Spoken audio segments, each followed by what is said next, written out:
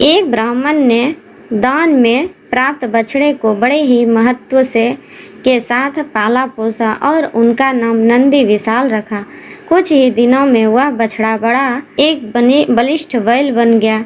नंदी विशाल बलिष्ठ ही नहीं, एक बुद्धिमान और स्वाभिभक्त बैल था। उसने एक दिन ब्राह्मण के प्रति कृतज्ञता ज्ञापित करते हुए कहा, हे ब्राह्मण, आपने वर्षों मेरा पालन पोषण किया।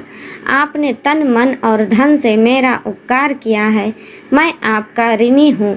अतः आपके उपकार के बदले में आपके प्रचुर धन लाभ के लिए सहायता करना चाहता हूँ और एक युक्ति सुझाता हूँ।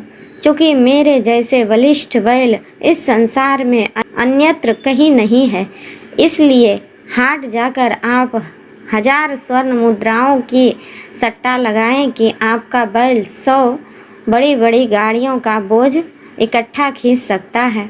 ब्राह्मण को यह युक्ति पसंद आई और बड़े साहूकारों के साथ उसने बाजी लगा ली।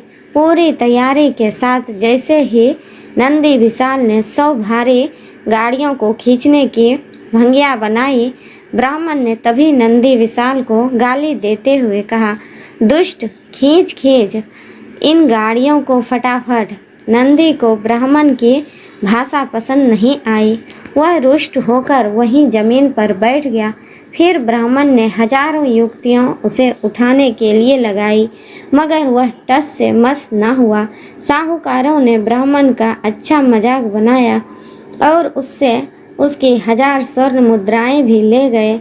दुख और अपमान से प्रताड़ित वह हारा जुआरी अपने घर पर पड़ी एक खाट पर लेटकर विलाप करने लगा। तब नंदी विशाल को उस ब्राह्मण पर दया आ गया।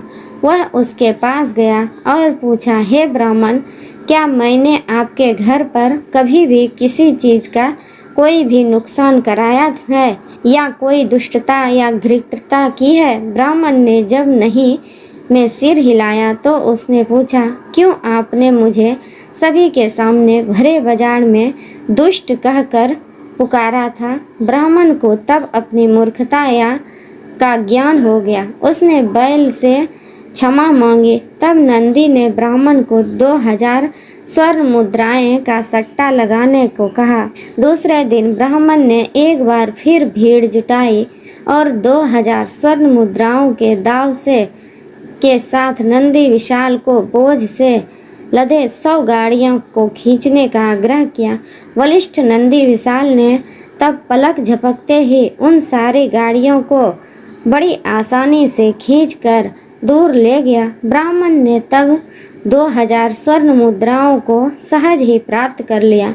शिक्षा, कठिन से कठिन कार्य प्रेम की बोली से करवाया जा सकता है, इसलिए हमेशा सभी से प्रेम से बोलना चाहिए। थैंक यू दोस्तों, धन्यवाद।